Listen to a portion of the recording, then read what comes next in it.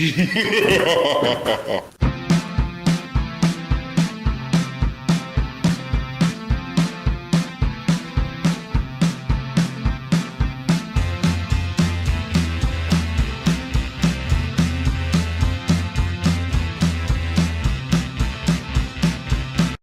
esse não é o mesmo medo da Projeto Suetônio, mas hoje a gente vai falar sobre Halloween.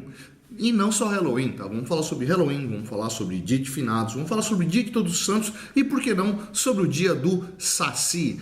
Porque a videoaula de hoje é sobre um sincretismo religioso aí bastante importante, já que estamos aí no final de semana, onde vai passar aí pelo dia do Halloween e vamos chegar aí na semana que vem no Dia de Finados e o feriado aí que vai rolar, né? Hoje a gente vai falar sobre esse evento. Então, vamos vendo lá.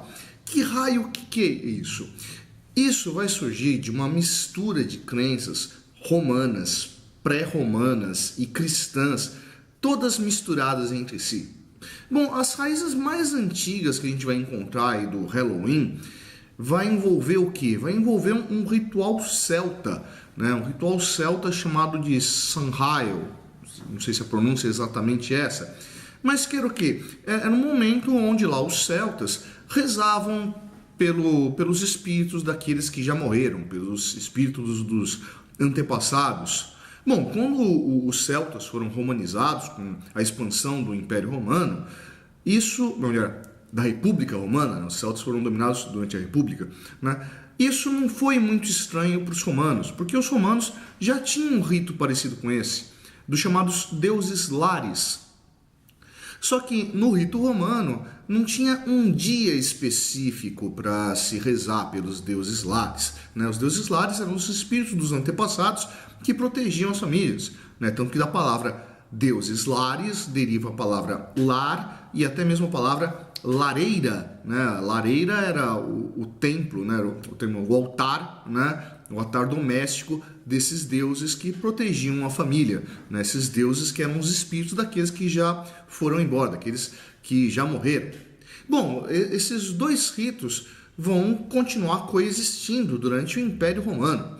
E bom, lá no Baixo Império Romano vem a cristianização de Roma.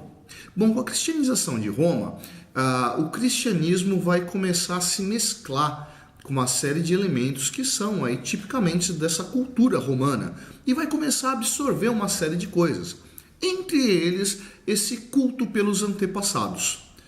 Não exatamente um culto, uma consideração de algum tipo de divindade como eram os deuses lares, mas uma preocupação com aqueles que já se foram.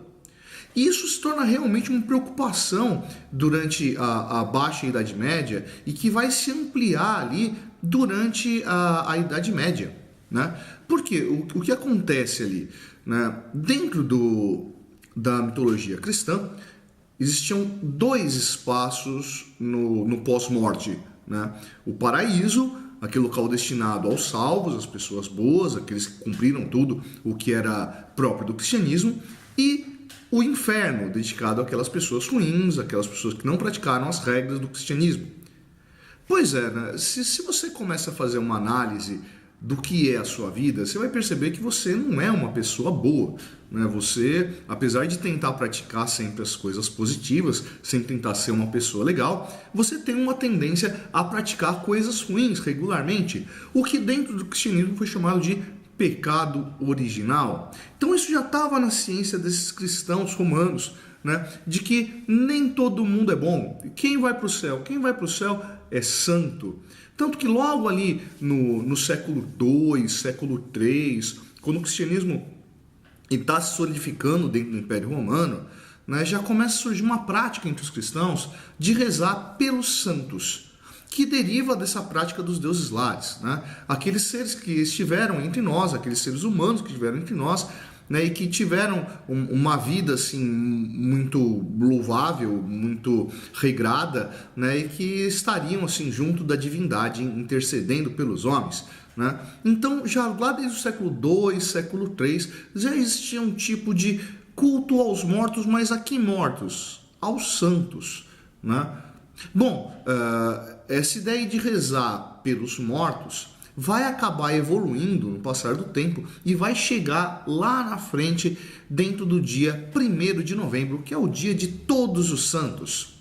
Essa ideia de dia de todos os santos brota também de uma relação romana, né? Era comum ali entre os romanos terem cultos e até mesmo templos voltados a todos os deuses, né? Por exemplo, em Roma existia lá o prédio do Panteão, né? Pan, todos, Theon, Deus, né? O templo de todos os deuses, né? Onde se rezavam até por aqueles deuses que você não lembrava muito bem quem é que era, porque não fazia parte do seu rito doméstico.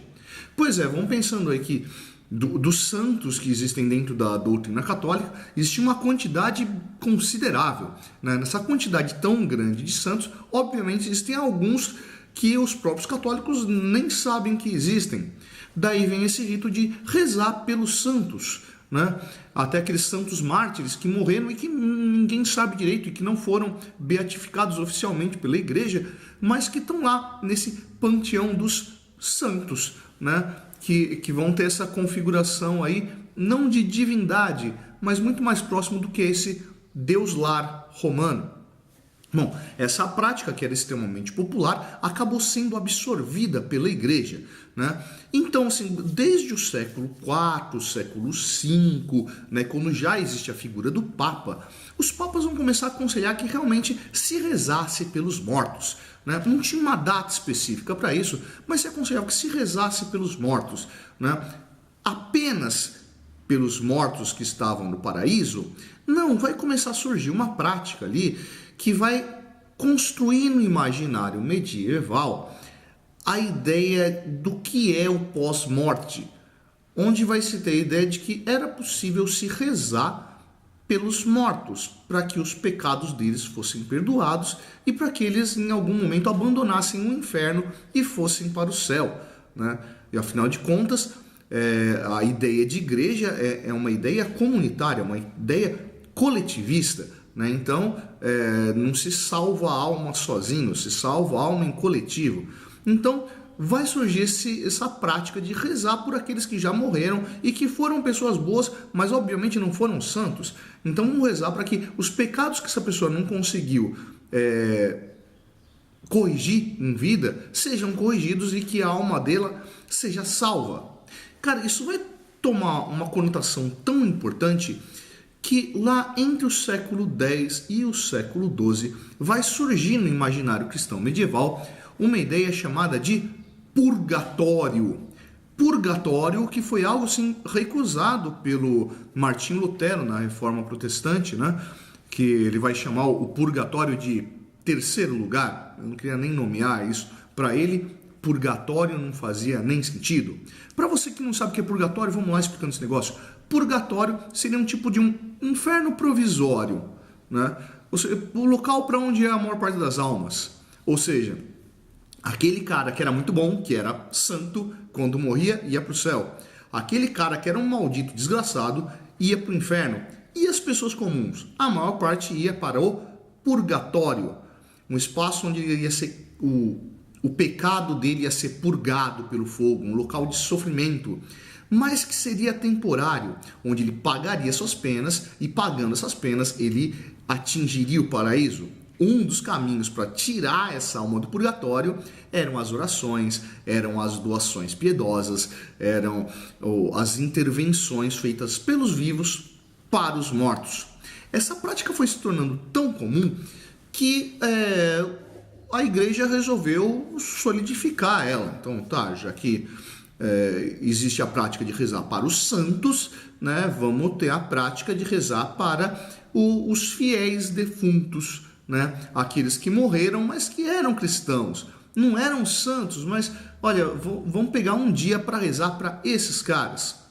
E quando seria essa data? Bom, os primeiros ritos de Dia de Todos os Santos ocorriam lá por volta de maio, né? Perto do dia 13 de maio, mas como eu disse, não tinha uma data fixa para isso. No século XIII, vai surgir a ideia de criar o dia dia dos finados, o dia de rezar por esses mortos, e vai se procurar um momento onde as pessoas pudessem se identificar com aquilo. Bom, ali na região da Bretanha, né? Tanto as ilhas da Bretanha quanto aquele nordeste da França ali, onde tinha uma grande concentração de povos celtas, gauleses, né? A prática do Samhain, né, ainda estava ali meio que sobrevivente, meio que misturada, cristianismo, né, numa ideia de vamos rezar pelos mortos, vamos rezar nessa data aqui, né, que é esse finalzinho de outubro, comecinho de novembro. Então, né, a igreja aproveita esse momento, que já era um rito comum, e joga uma água benta ali em cima e cristianiza tudo aquilo. Então, joia. Então, agora temos datas. Dia 1º de novembro é dia de todos os santos. Dia 2 de novembro, dia dos santos defuntos, né? Melhor, dos fiéis defuntos, né? Os caras que eram cristãos, mas que não tinham necessariamente ido para o céu. Então, num dia a gente reza para aqueles que estão no céu, no dia seguinte a gente reza para aqueles que podem atingir o céu. Bem, vamos lembrando que esse ritual aí era de origem pré-cristã, portanto, uma origem pagã, né? Então, dentro dessa intervenção criada pela igreja, a população comum, que percebia que aquilo não tinha nada de muito cristão, vai começar a estabelecer uma brincadeira com aquilo. Bom, já que um dia é o dia de todos os santos, o outro dia é o dia da alma do purgatório, por que não a gente fazer uma brincadeira no dia das almas do inferno, né? Então, assim, já junta a galera toda. O dia das almas do inferno, o dia das almas do céu, o dia das almas do purgatório. O dia das almas do céu e do purgatório são festas oficiais cristãs. O dia das almas do inferno, nem tanto, né? Então isso vai passar a ser uma brincadeira que vai começar a se misturar com uma outra prática medieval que era o chamado Charivari. Que raio que era o Charivari? O Charivari era um tipo de festividade sem data, né? Era um dia de bagunça generalizada, que geralmente acontecia quando tinha alguma coisa estranha no meio da comunidade. Uma das coisas mais estranhas, né, que poderiam inspirar um Charivari era coisa do tipo: olha, um cara muito velho, né, que é muito rico, acabou se casando com uma mocinha muito jovem, muito bonitinha. O pessoal começava a desconfiar, não tem tanto amor nessa relação, né? Então, olha lá, o cara tá se aproveitando da situação financeira dele e ela tá se aproveitando para dar um golpe do baú, né? Os dois saem ganhando com isso aí e fica todo mundo feliz? Não, se eles vão ficar felizes, vão ficar todo mundo. O que acontecia? A população local ia lá, se fantasiava de demônio, se fantasiava de fantasma, ia causar uma algazarra na porta desse casal. Pois é, e aí quem estava sofrendo a intervenção do Charivari tinha que contribuir com a festa, né? Então, veio o pessoal fantasiado de demônio, veio o pessoal fantasiado de fantasma, vamos lá, dá vinho, dá comida para esses caras, festeja aí, comemora, tá? Vocês estão comemorando esse evento que a gente está tendo aqui, né? E aí depois vocês vão embora. E se não colaborasse com eles, os caras iam aprontar alguma coisa? Cara, essa referência do bando de demônio, bando de fantasma que aparece, tá ligado também a um outro elemento do imaginário medieval, que é o chamado exército infernal, né? A tropa furiosa. Acreditava-se durante a Idade Média que em determinados momentos do ano se permitia com que os mortos viessem visitar os vivos para mostrar para eles o que acontecia no pós-morte. Uma dessas expressões era esse exército furioso, né? A tropa do rei dos mortos, a tropa de Erlequim, ou Arlequim, ou Erla, né? Que era um grande demônio que vinha arrastando consigo todas as almas do purgatório, as pessoas sofrendo, para que as pessoas pudessem ver, né, o que acontecia e tentassem se arrepender, corrigir os erros e rezar por essas almas do purgatório para que elas conseguissem sair de lá. Então, assim, um demônio arrastando uma série de almas condenadas, passando pela rua e assombrando quem estivesse lá, causando grande caos. Halloween. Pois é, né? Então você vê que essa festividade do Halloween, ela nasce como? Ela nasce como uma expressão que mistura elementos religiosos, mas também elementos de tradições populares. Essa festa aí, ela era muito tradicional dentro da Irlanda e foi levada para os Estados Unidos com os primeiros colonizadores irlandeses, que vão sair lá da Irlanda e vão se adaptar dentro dos Estados Unidos, tanto que na Irlanda hoje essa festa é completamente relevante. Muito porque isso era uma festa de população campesina, né? A população urbana estava mais estável lá, não saiu tanto da Irlanda, saiu mais a população campesina para ir para os Estados Unidos e lá vai construir essa nova referência. Pois é, né? Isso virou uma festa tradicional americana e que praticamente era só de lá, né, mas que a mídia, né, o cinema, a televisão, vai acabar popularizando esse tipo de festa e que vai começar a atingir outros países do mundo, inclusive aqui no Brasil. Pois é, quando começa a atingir aqui no Brasil, vai aparecer um grupo aí que vai começar a se preocupar com isso, pensando, pô, a gente tá abrindo as portas para uma cultura americana, né? A gente está festejando o Halloween e muitas vezes a gente esquece do que aquilo que é nossa cultura. Isso apareceu um grupinho bastante interessante lá em São Luís do Paraitinga, né, chamado Sosaci. Cara, procura saber desses caras que eles são bem interessantes. E eles vão começar a criar uma mobilização, né, para que a gente começasse a resgatar essa memória dessa cultura tradicional brasileira. E aí lá em São Luís do Paraitinga, próximo da região de Taubaté, em São Paulo, vai ser o primeiro local do Brasil onde dia 31 de outubro vai começar a se comemorar o Dia do Saci. Pois é, cara, isso foi tomando uma força tão grande que posteriormente virou Dia Estadual do Saci no estado de São Paulo e hoje é no Brasil inteiro Dia Nacional do Saci.